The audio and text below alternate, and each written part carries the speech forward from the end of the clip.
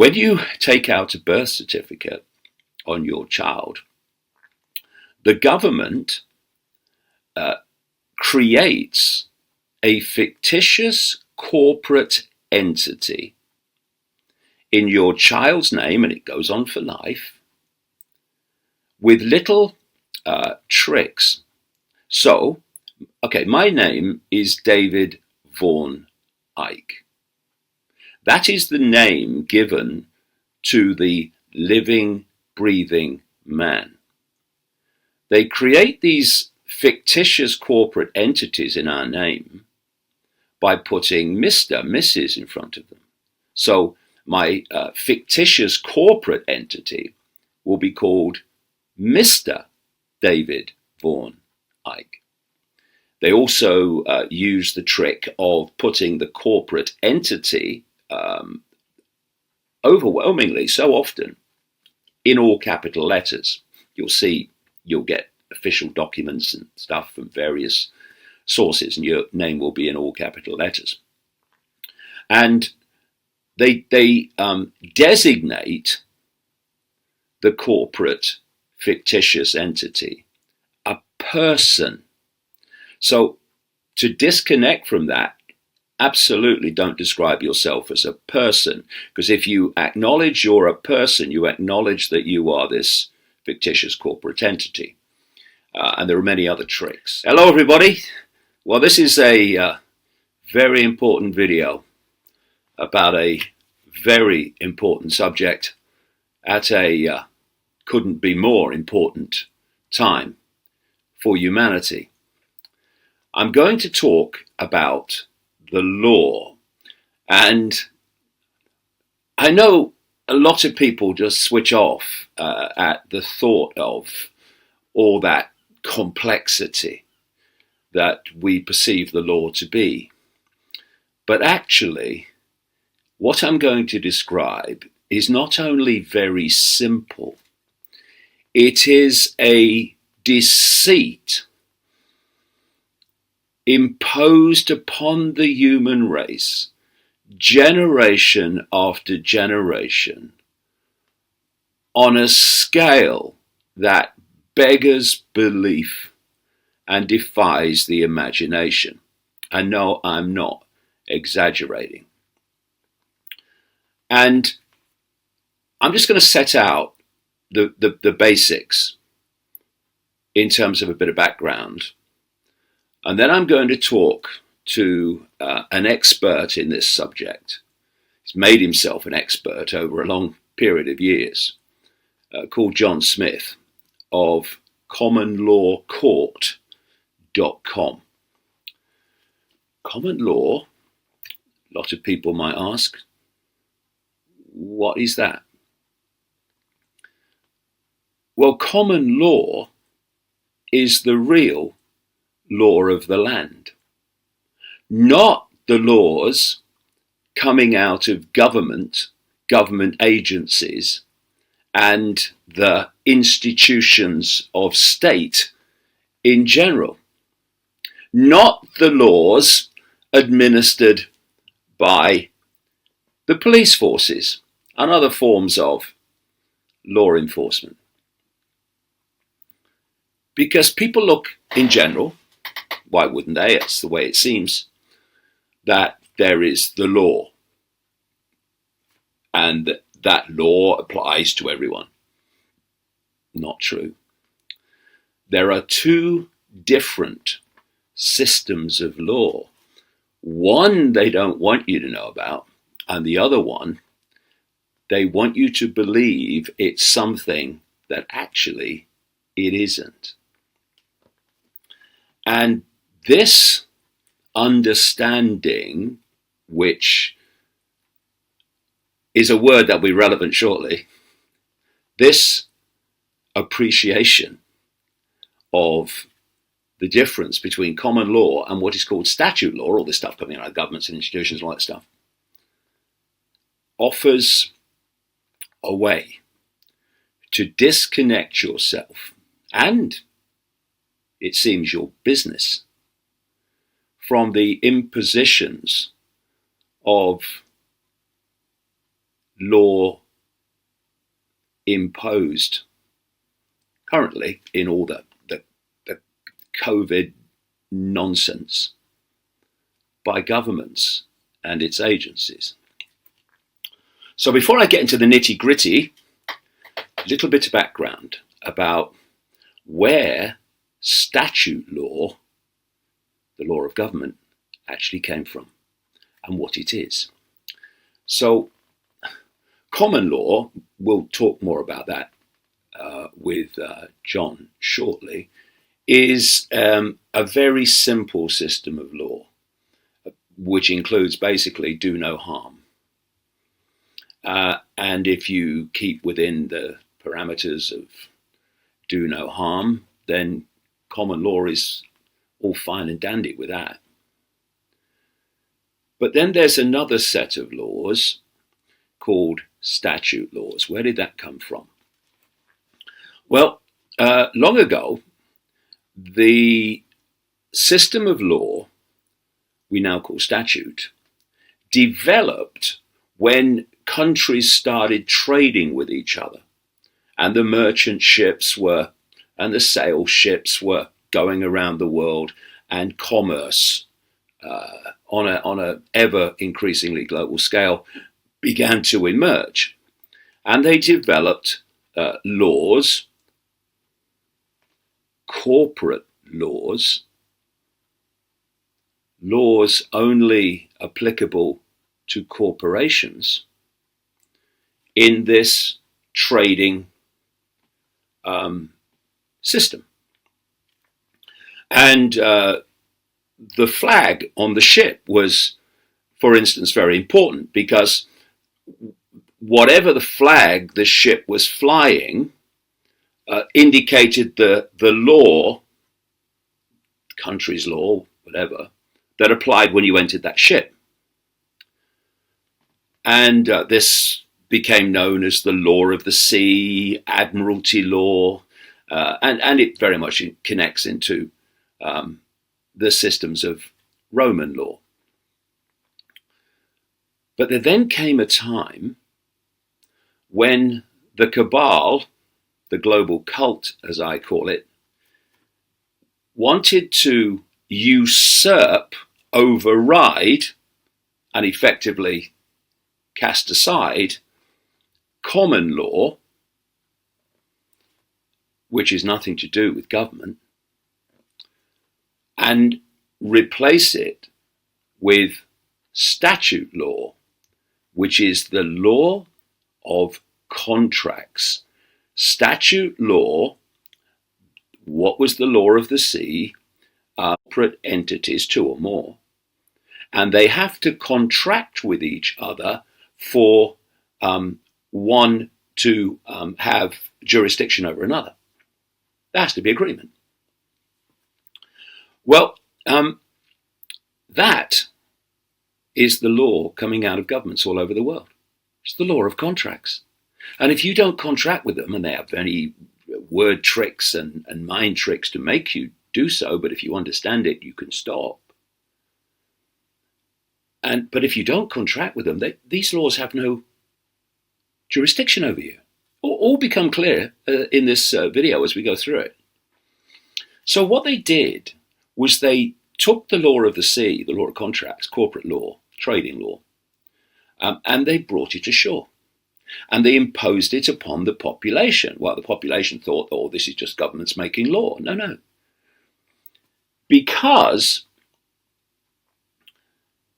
statute law, the law of contracts, has to have contractual parties to have any influence or jurisdiction. What they did was they turned governments, government agencies, the police forces, I'm talking around the world, not just in Britain, even fire services, local councils, social services, they turned them into corporations. Yeah. Your government is a corporation. Its agencies are corporations. Law enforcement agencies, including police forces in Britain, are corporations. The courts are corporations. Private corporations. And they had to be made so because under statute law, law of the sea, it only applies between contracting corporations.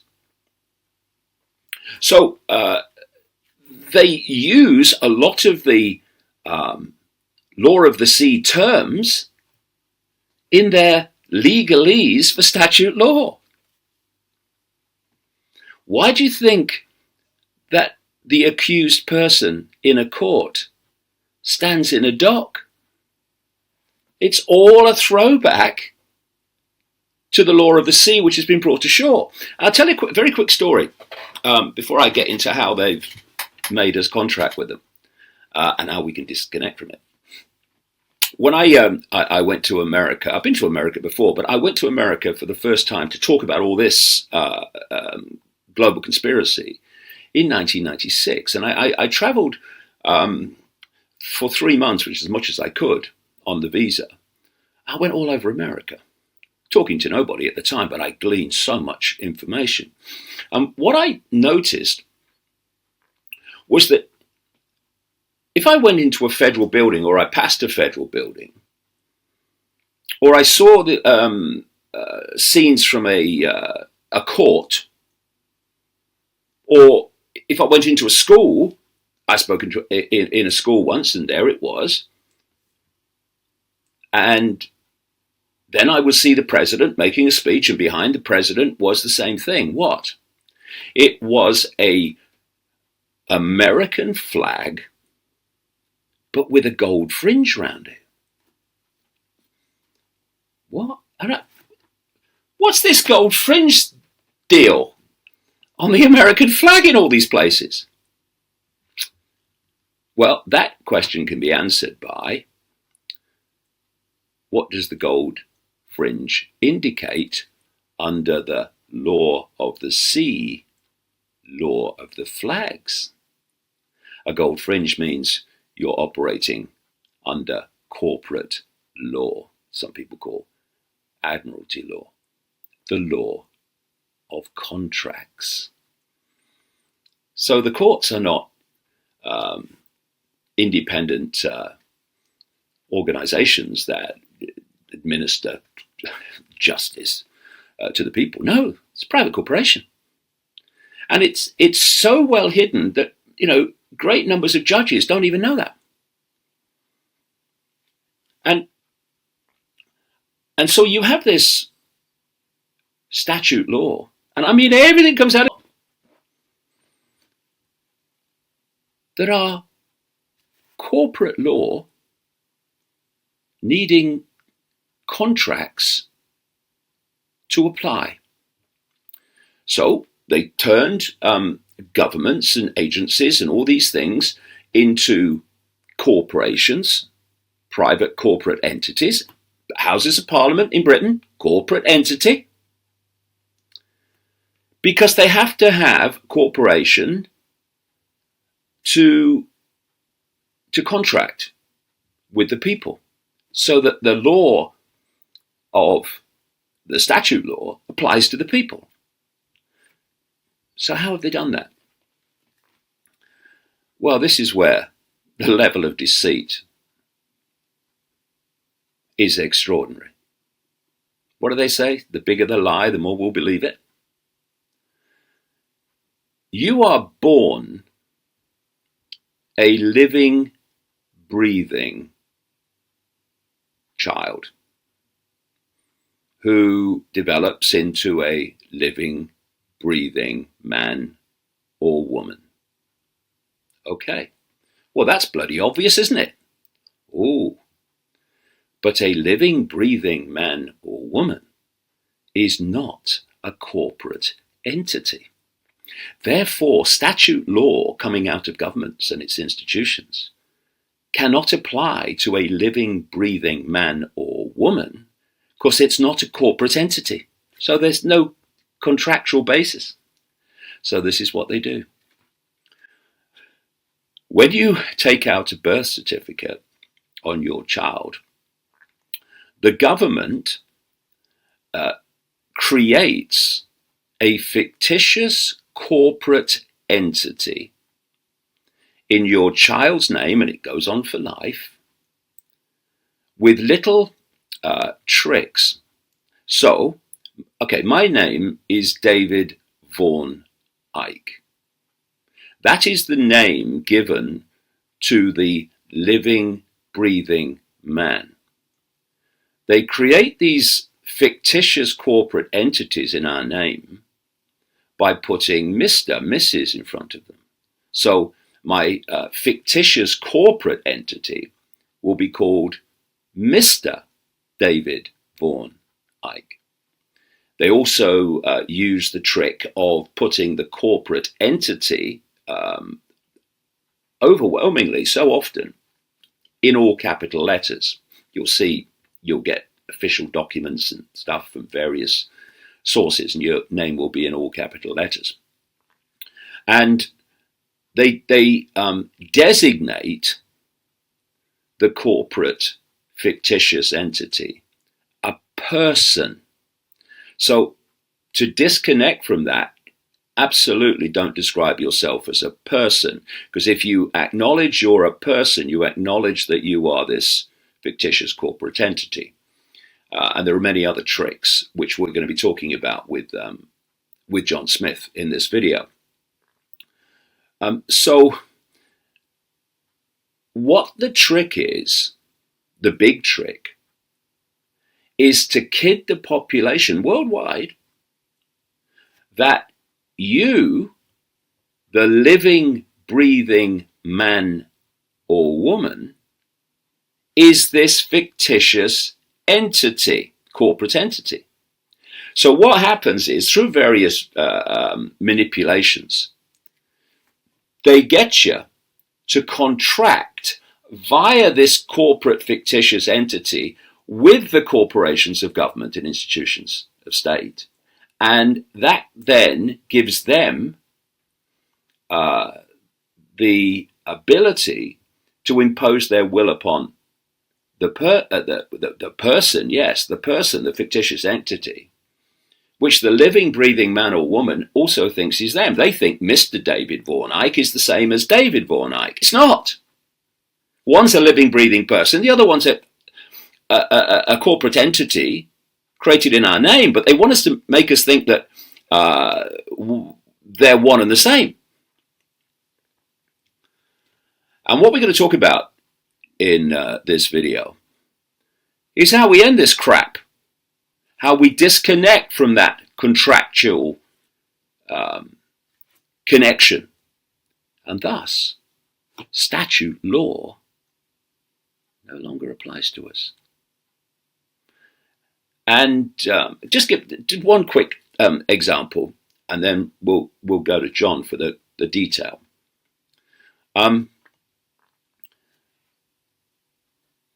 Police officers, they overwhelmingly, the ones you interact with, will have no idea that they're actually administering corporate law, which requires a contract with whoever they're trying to impose their will upon. They won't know that. But they're given a spiel when they're laying out charges or laying out offences. They're given a spiel. They don't know why. You go up the hierarchy, they know exactly why. Because of this. Phrases that are used in the course of conversation by the population that have a certain meaning to them have a very different meaning in legalese. See, this is another difference. Common law is lawful. Statute law is legal. These are different terms having different meanings.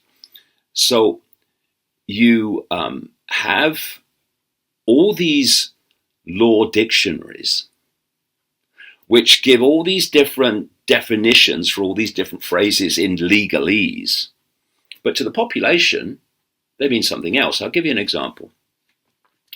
When a police officer is telling you what you've done wrong and what you're going to be charged with or whatever, they'll say at the end, invariably, because this is the spiel, do you understand? Now, to us, of course, it means, do you comprehend what I've just said? That's not what it means in legalese, in the terms of statute law. What do you understand means is, do you stand under me? Do you acknowledge my, basically my power over you? Do you contract with me having power over you? Do you stand under me? So when a police officer says to you, do you understand? It's absolutely vital, also getting this on video whenever you can, to say, no, I do not understand. I do not stand under you. Also to say to the officer and the council official, whoever it is representing this scam called statute law, to say to them right at the outset, you are dealing with a living, breathing man or woman. You are not dealing with a corporate entity. I do not consent to what you are doing, and I do not contract with you. Because unless we, as the corporate fictitious entity, which we believe to be the living, breathing man or woman, contracts with this system has no jurisdiction over us. And from what John Smith is saying, if you go through a process, which we're going to talk about, very quick, the process, you can run a business under common law over which statute law, government law, has no jurisdiction.